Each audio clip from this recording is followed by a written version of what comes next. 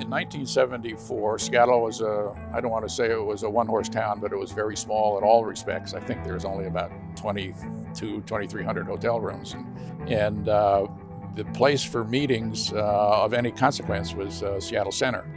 It was easy for the city of Seattle to say, hey, we would like to have a convention center and we want to spend, $100 million to do it or whatever. But the legislature said that would be our money, and it killed that first effort, that citizens committee. They weren't persuasive enough, and the legislature told them no deal. Most everybody wants to charge us off as, this is a boondoggle to help the hotels. And we created another citizens committee that ended up educating legislators as to what this deal was all about. Invest $1 and get 10 back. It was a pretty easy idea to go along with in an oversimplified sense. It was a good idea. Recommended to the legislature that they create a nonprofit, state-controlled corporation to design it, to build it, to run it. Finally got it passed. So they created a board, and that board went to work. And John Spellman, in his wisdom, although he agreed to appoint Jim Cairns as chairman, he wanted Jim Ellis to be in charge of the design and construction. The first task, though, was to find a place to put it. Everything we had known about conventions was that one of the strongest attributes is that they be in walking distance to the hotels. Jim Ellis thought he needed to have 3 alternatives. One of them was the site that we built on. The other one was at Seattle Center, and that was a site that was sponsored by the city of Seattle. They wanted to build the thing out of the city out there. The other site was south of the Kingdome, where the baseball stadium is today. Jim did his financial analysis of the 3 sites, and the convention center at Freeway was projected to cost $1 million more than the site at Seattle Center. So we thought it was worth it, and we convinced Nordstrom, Fredericks, and Nelson. We convinced several banks, to help us raise the $1 million, and we raised it. It's sort of a non-issue any longer. They made the decision over the objection of the city, I might mention, to locate it over the freeway. When it was complete, it had light in its principal gathering spot, which is on the south side, adjacent to Freeway Park. Well, the stacking feature wasn't something that we sought for. It was something that we had to do. This building is stacked because we had limited space. There were people in the early days who told us this building would not work. You can't build a building and put it all in one pile and top it up. We somehow thought those people were wrong, and I think we're going to prove them wrong. Meeting Planners International, that was the very first one. We did it on purpose. It was challenging because those people get there are a lot of folks who want them to come visit their convention centers so they can show them off. Those early years of the operation were all about proving the concept that local businesses could act in concert with the convention center and maximize that experience for our visitors to the city of Seattle. All these people go to Nordstrom. All of them go to the restaurants in town, and all of them ride our taxis and stuff like that. So it's spread around quite well, and it benefits everybody in the process. The location wound up being in the core of the city. It was near the hotels, restaurants, and all the other attractions that encourage local businesses to create a destination, and it worked. It worked really well. Well, if you're full, then maybe you ought to think about expanding, right?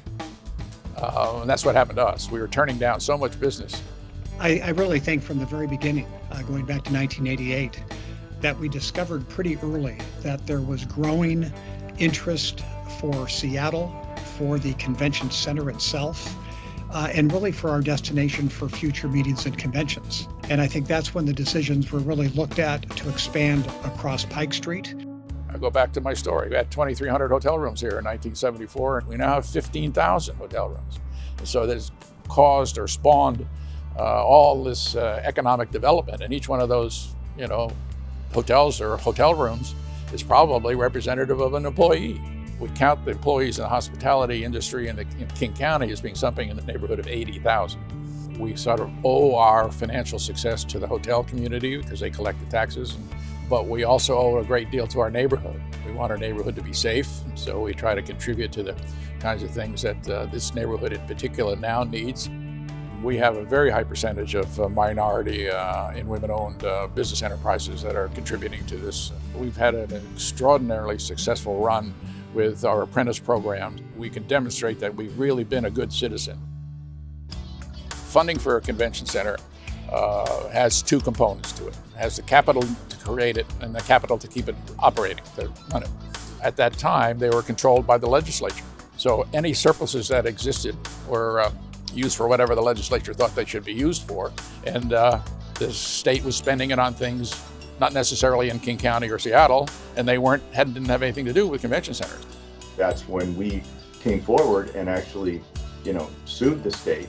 That sort of brought it front and center to talk about how we would move to a point where we could take care of our own destiny and go to a public facilities district model. It was entirely supported by the hospitality industry, and in addition to that, labor.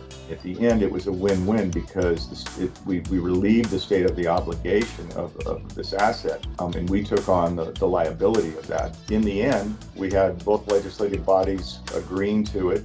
Governor Gregoire signed the agreement, as well as Dow Constantine, and that was in 2010. And we had those funds as sort of a down payment on the building we're sitting in today.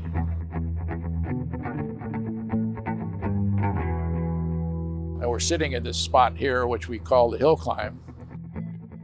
Our experience in convention center after convention center is that people attending gravitated together after their meeting to sit down, talk, and plug in. And this building has all kinds of features that you wouldn't find in any other building in the country, but you will find them soon, because we're again on the cutting edge, and we're going to lead this parade into the future.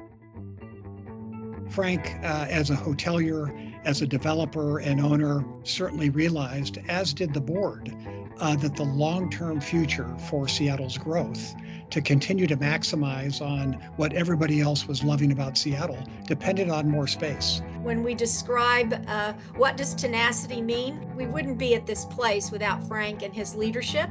I'm tenacious. I don't let go. I get an idea, and I don't. If I think it's a good idea and there's a reason to support it, I don't let go, because it's a place where the end result is determined by the collective input of all of the parties. It does, generate the thousands of jobs that we talked about. It generates the millions of dollars worth of spending that we talk about. I'm confident that we're going the right direction.